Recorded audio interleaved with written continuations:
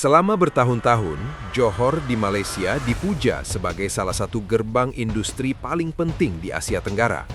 Kedekatannya dengan Singapura menjadikannya lokasi strategis yang seolah sempurna.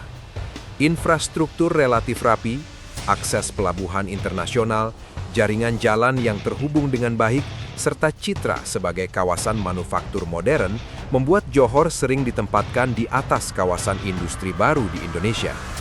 Dalam banyak diskusi ekonomi regional, Johor kerap dijadikan tolok ukur, bahkan acuan. Seolah-olah jika sebuah kawasan industri ingin berhasil, ia harus meniru Johor. Namun, menjelang penghujung 2025, peta mulai bergeser. Bukan karena Johor runtuh atau gagal, melainkan karena Johor mulai menyentuh batas alaminya.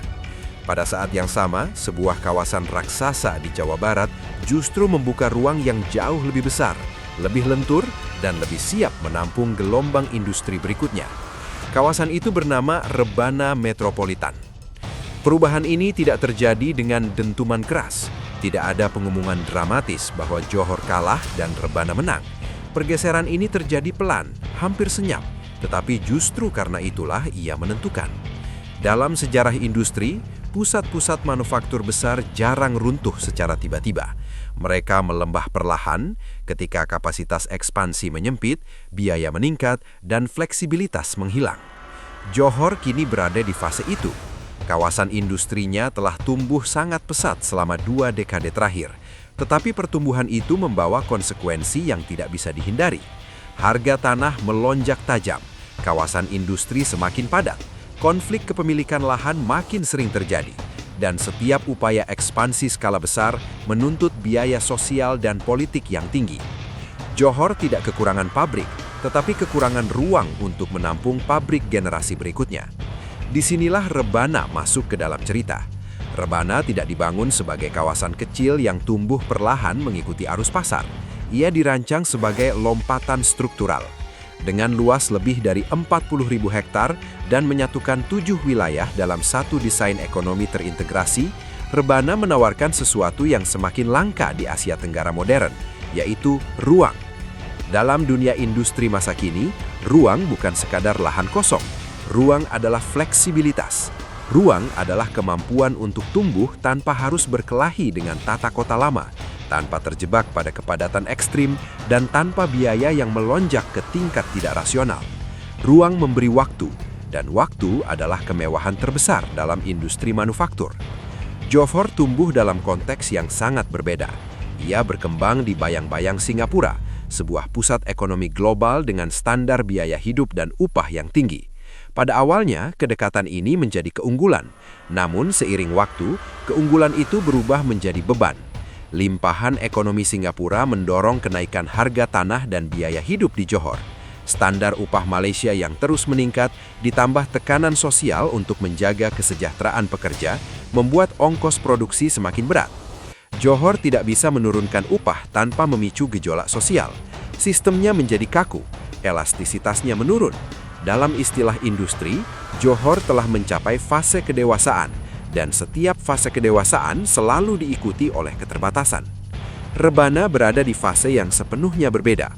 Ia masih muda, masih longgar, dan masih bisa dibentuk. Upah tenaga kerja yang lebih kompetitif memberikan ruang bernafas yang jauh lebih panjang bagi pabrik-pabrik berskala besar. Bagi perusahaan yang mempekerjakan ribuan orang, selisih beberapa juta rupiah per pekerja per bulan bukan sekadar angka di atas kertas. Itu adalah perbedaan antara bertahan, berekspansi, atau relokasi. Indonesia dengan bonus demografi yang besar menawarkan tenaga kerja muda dalam jumlah masif yang masih bisa dilatih dan diarahkan sesuai kebutuhan industri masa depan. Ini bukan sekadar soal murah versus mahal, tetapi soal elastisitas sistem. Rebana lebih lentur, sementara Johor semakin kaku. Keunggulan Rebana tidak berhenti pada tenaga kerja. Infrastruktur logistiknya dirancang ulang dari nol dengan satu tujuan utama, melayani industri manufaktur skala besar. Pelabuhan Patimban menjadi simbol paling jelas dari strategi ini. Tidak seperti pelabuhan lama yang tumbuh organik lalu tersedak oleh kepadatan kota, Patimban dibangun dengan fokus yang sangat spesifik. Ekspor kendaraan, komponen industri dan logistik berat menjadi prioritas. Aksesnya langsung terhubung dengan kawasan industri hinterland, tanpa harus melewati pusat kota yang padat. Ini memberi efisiensi waktu dan biaya yang signifikan, dua faktor yang sangat menentukan dalam rantai pasok global. Johor menghadapi tantangan yang berbeda di sektor logistik. Pelabuhan-pelabuhannya harus berbagi peran dengan Singapura, yang secara alami mendominasi rantai logistik regional. Dalam banyak kasus, Johor berada di posisi bayangan, menjadi pelengkap, bukan pusat kendali. Rebana justru membalik logika ini. Ia tidak ingin menjadi bayangan siapapun. Ia ingin menjadi pusat produksi yang berdiri di atas kakinya sendiri. Strategi ini mungkin terdengar ambisius, tetapi justru disitulah letak kekuatannya. Dalam dunia industri, memiliki peran yang jelas seringkali lebih penting daripada berada dekat dengan pusat yang terlalu besar. Subang menjadi motor utama dari ambisi Rebana. Kawasan industri Subang Smart Politan dirancang sebagai klaster modern yang tidak hanya mengejar kuantitas pabrik, tetapi kualitas ekosistem. Industri kendaraan listrik, manufaktur presisi, dan teknologi tinggi mulai masuk. Mereka datang bukan karena slogan, melainkan karena kalkulasi yang sangat rasional. Lahan luas, infrastruktur baru, dan biaya yang masih masuk akal adalah kombinasi yang semakin sulit ditemukan di kawasan industri mapan seperti Johor. Di kawasan yang sudah padat, setiap penyesuaian kecil memerlukan kompromi besar. Di Rebana, penyesuaian masih bisa dilakukan sejak awal. Masalah klasik kawasan industri dewasa seperti Johor adalah regulasi lama yang sulit diubah. Tata ruang yang sudah padat membuat adaptasi terhadap kebutuhan industri baru berjalan lambat. Rebana berada di posisi sebaliknya. Karena masih muda, ia lebih adaptif. Jalan bisa diperlebar, kawasan bisa disesuaikan, dan klaster industri bisa dirancang ulang tanpa harus membongkar kota yang sudah berdiri puluhan tahun.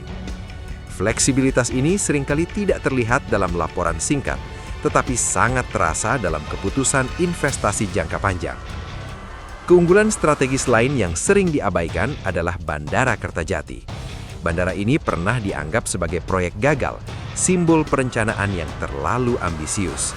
Namun justru disitulah keunggulan tersembunyi Rebana. Dengan mengalihkan fungsi Kertajati menjadi pusat perawatan pesawat dan logistik kargo, Rebana memainkan permainan yang tidak dimainkan Johor. Lahan luas dan biaya operasional rendah menjadikan Kertajati ideal untuk fungsi industri yang tidak membutuhkan gengsi, tetapi membutuhkan efisiensi. Johor tidak memiliki bandara industri dengan karakteristik serupa. Bandara-bandara di Johor harus bersaing langsung dengan dominasi Singapura, yang menyedot hampir seluruh trafik bernilai tinggi. Rebana memilih jalur yang berbeda. Ia tidak melawan Singapura di udara. Ia membangun ceruk sendiri di darat. Ini adalah strategi yang lebih realistis dan berjangka panjang. Dalam dunia industri, ceruk yang stabil seringkali lebih menguntungkan daripada panggung besar yang penuh persaingan. Rebana tampaknya memahami ini dengan sangat baik. Ia tidak mencoba menjadi segalanya bagi semua orang. Ia fokus menjadi rumah bagi industri yang membutuhkan ruang, tenaga kerja, dan efisiensi. Dari sisi sumber daya manusia, Johor mulai menghadapi batas yang jelas. Populasi lokalnya terbatas, dan ketergantungan pada tenaga kerja migran menjadi resiko struktural. Setiap perubahan kebijakan imigrasi langsung berdampak pada stabilitas industri. Rebana dengan populasi besar dan bonus demografi memiliki pasokan tenaga kerja yang jauh lebih stabil dalam jangka panjang. Tantangannya memang kualitas, tetapi kualitas bisa dibangun. Pendidikan vokasi yang diarahkan langsung ke kebutuhan industri menjadi kunci. Jika ini berhasil, Rebana tidak hanya unggul secara kuantitas, tetapi juga kompetensi. Johor sebenarnya sudah lebih dulu matang dalam hal kualitas tenaga kerja, namun justru karena itu, ruang peningkatannya terbatas. Rebana masih bisa melonjak cepat jika arah kebijakannya konsisten. Dalam konteks kebijakan, Rebana juga memiliki satu keunggulan besar yang sering diremehkan, yaitu peran negara sebagai akselerator. Rebana adalah proyek prioritas nasional. Negara turun langsung sebagai orkestrator, mempercepat infrastruktur, menyederhanakan regulasi, dan mengoordinasikan lintas wilayah. Ini memang pedang bermata dua, tetapi dalam fase awal industrialisasi, kecepatan seringkali lebih menentukan daripada kesempurnaan. Johor bukan kawasan gagal. Ia adalah kawasan yang sangat berhasil, tetapi justru karena keberhasilannya, ia kini memasuki fase jenuh. Rebana berada di fase ekspansi agresif. Dalam pertarungan industri global, pemenang bukan selalu yang paling rapi atau paling mapan, melainkan yang paling siap menampung gelombang besar berikutnya. Relokasi industri global membutuhkan lahan besar, tenaga kerja banyak, dan biaya yang kompetitif. Tiga hal ini semakin sulit dipenuhi Johor, tetapi masih tersedia di Rebana. Tahun 2025 menandai titik penting dalam pergeseran ini. Mesin Rebana belum berlari kencang, tetapi sudah berputar stabil. Fondasinya sedang diletakkan dengan serius. Jika arah ini konsisten, Rebana berpotensi melampaui Johor bukan karena lebih canggih hari ini, tetapi karena lebih siap untuk esok hari. Inilah perubahan senyap yang jarang disadari. Asia Tenggara sedang menyaksikan pergeseran pelan, tetapi menentukan. Dan untuk pertama kalinya, Rebana berada di sisi yang benar dari sejarah kawasan industri.